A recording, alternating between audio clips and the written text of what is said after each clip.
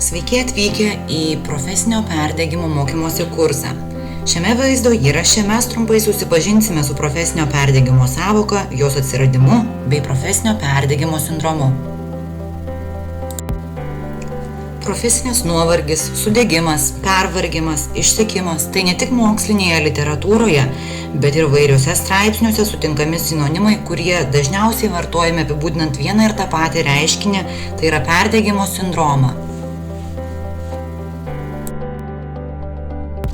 Šiandienos pasaulis, darbo aplinka taip greitai kinta, kad dažnas esame priverstas gyventi įtemptu ritmu, kasdien susidurdami su naujais ir vis sudėtingesniais iššūkiais, visuomenės, valdžios, vadovybės, kartais kolegų ar netgi klientų spaudimu, spręsti vis sudėtingesnės problemas.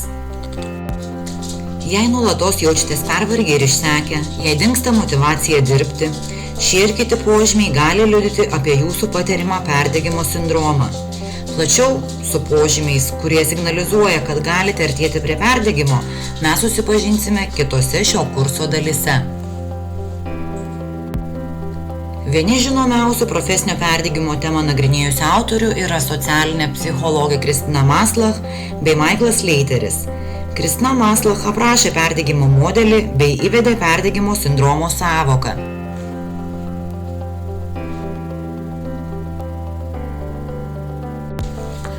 Nuo tada sukurta ir daugiau teorinių perdegimo sindromo modelių, tačiau daugiau kaip prieš 30 metų Kristinos Maslach pasiūlytasis išliko vienu populiariausių ir labiausiai taikomų iki pat šių dienų.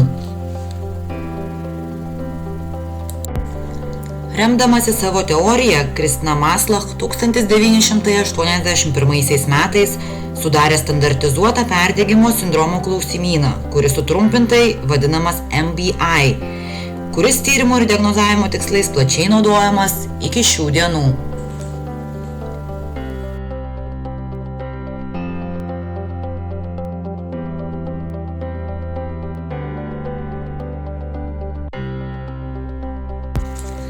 Jūs šio kurso metu taip pat turėsite galimybę įsivertinti save, remiantis Kristinos Maslach sudarytų standartizuotų perdegimo sindromo klausimynų.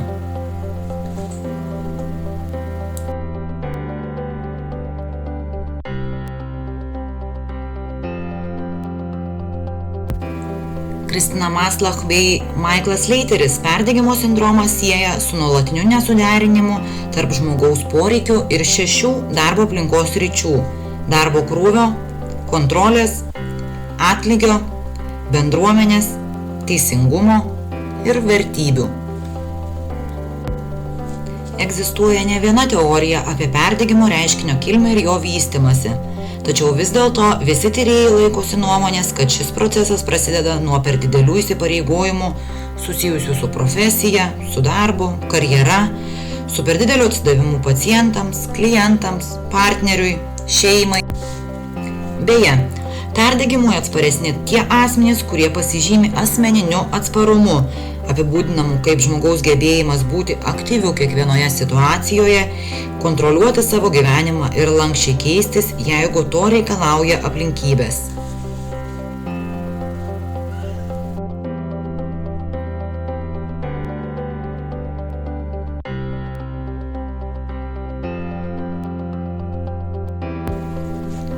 Tiek pasaulyje, tiek ir Lietuvoje daugiausia atlikta tyrimų nagrinėjančių profesinio perdegimo sindromų paplitimą tarp pedagogų, socialinių darbuotojų, medicinos profesijos darbuotojų ir panašių profesijų atstovų tarpe.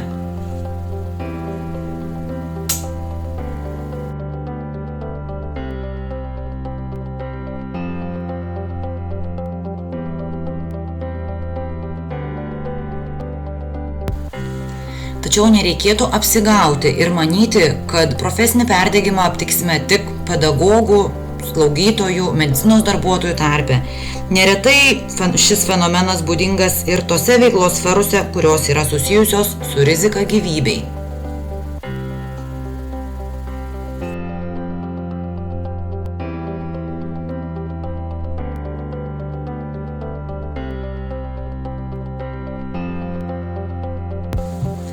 Ir nors apie profesinį perdegimą dažniausiai kalbama darbinių santykių ir darbo kontekste, tačiau vis dėlto perdegti galima ir prižiūrint, globojant, auginant vaikus.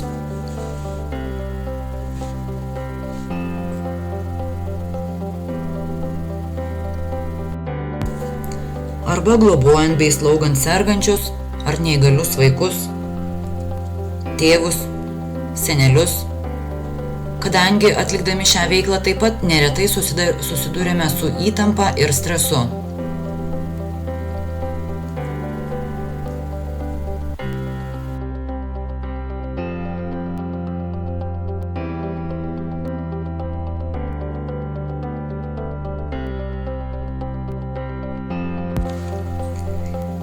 Perdegę asmenys jaučiasi išsekę, grįžę iš darbo nebenori nieko daryti, nebeturi jėgų sportuoti, užsiimti kitą, atpalaiduojančią ir kažkada patikusią veiklą.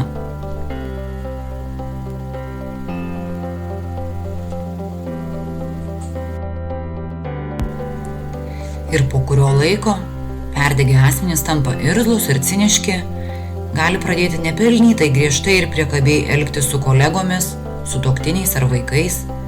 Jiems tampa sunku valdyti emocijas, ypatingai pykti. Pradeda erzinti smulkmenos, darbas nebedžiugina, o tampa kančia.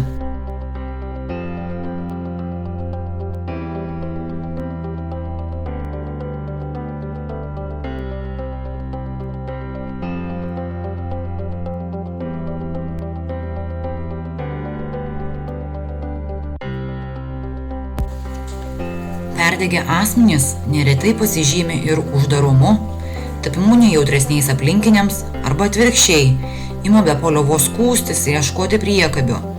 Todėl krenta jų darbo kokybė bei rezultatyvumas.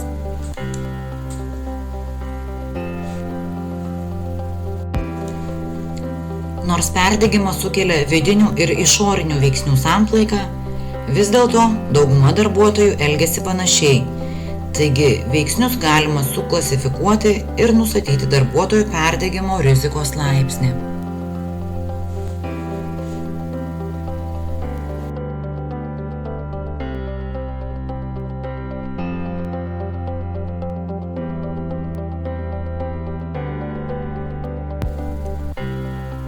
Jeigu asmuo yra perfekcionistas arba idealistas, jisai turi didžiulis profesinės ambicijas, yra įpratęs sunkiai dirbti, o darbe turi didžiulį krūvį ir degančius terminus, tačiau negauna tinkamo pripažinimo ir vertinimo, didelė tikimybė, kad toks žmogus perdegs.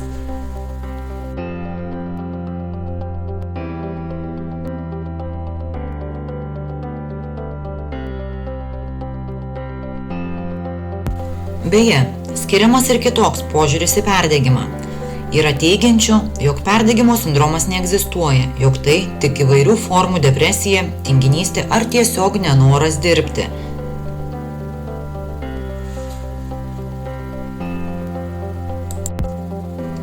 Dar ne taip seniai Olandijoje, kuri pasižymi itin aukštų perdegusių žmonių skaičiumi, buvo laikomasi požiūrio, jog perdegimas nėra psichologinė problema, todėl jai net nėra verta skirti dėmesio.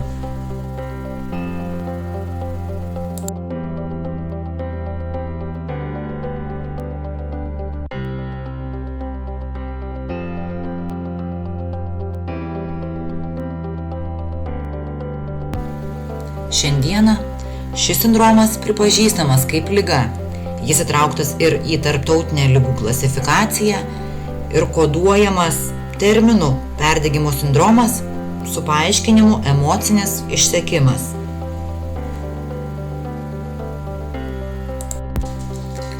Kitose šio kurso dalyse mes taip pat plačiau susipažinsime su perdegimo sindromu, su jo prielaidomis, profesinio perdegimo bruožais, diagnozavimu, perdegimo ir streso bei depresijos ryšiu. Nepaisant to, kad perdegimas tyriamas jau daugiau kaip 100 metų, dėl didelio paplitimo ir sukeliamų neigiamų padarinių, ši problema išlieka itin aktuali. Tai tik įrodo, kad perdegimas nėra nei mitas, nei tinginystė. Tai yra rimta liga. Ir ši liga turi neigiamų padarinių ne tik perdegusiam asmeniui, bet ir jų aplinkai, klientams, darbovietei, netgi ekonomikai. Su perdegimo sindromo padariniais mes turėsime galimybę susipažinti vėlesnėse šio kurso dalyse. Beje, perdegimo sindromo problemos mastą atskleidžia ir tai, kad internete galima rasti begalę informacijos ir straipsnių apie perdegimo sindromo atpažinimą, pagalbą sau, kovos su stresu priemonės, atsipalaidavimo būdus ir patarimus, kaip išvengti perdegimo.